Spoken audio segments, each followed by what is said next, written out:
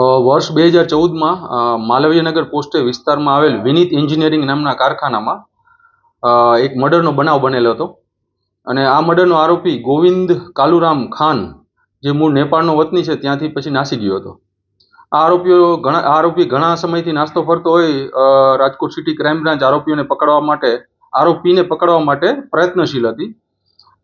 ત્યારબાદ Rajkot city crime branch પીએસઆઈના માર્ગદર્શન નીચે એએસઆઈ જલદીપસિંહ વાઘેલા, સુભાષભાઈ ઘોઘારી, સંજય ખાખરિયા તેમજ મહાવીરસિંહની ટીમને એક ટેકનિકલ સોર્સ તથા હ્યુમન ઇન્ટેલિજન્સની મદદથી એવું એક ચોક્કસ બાતમી મળી હતી કે આ આરોપી તામિલનાડુ તિરુનવેલીમાં કામ કરી રહ્યો છે.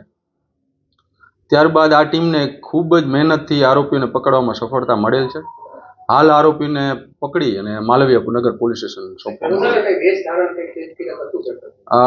આ આરોપીને પકડવામાં ખૂબ જ મહેનત પડી હતી અમારી ટીમને, કારણ કે આરોપી તામિલનાડુમાં કામ કરતો હતો. ત્યાં એક લેંગ્વેજ બેરિયર આવતું હોય છે, ત્યાં કોઈ હિન્દી બોલતું નથી અને ઇંગ્લિશ પણ ખૂબ જૂજ માણસો જ બોલતા હોય છે. જેથી અને આ ઉપરાંત આરોપીનું એક્ઝેક્ટ લોકેશન હતું નહીં, જેથી 3-4 દિવસ અલગ અલગ વેશમાં આરોપીની રહેણાંકની આજુબાજુ રેકી કરી હતી અમારી ટીમે અને ત્યારબાદ ખૂબ જ મહેનતથી આરોપીને પકડાયો. નારિયેલ વેચવાનો ને દૂધનો ને એવા બધાનું મેં જોયેલ, એવા વેશ ધારણ કરેલા.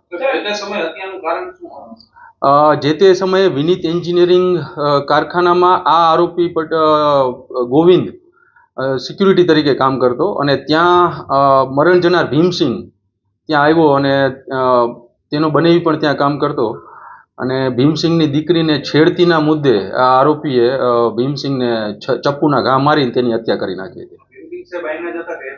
તે પણ નેપાળનો જ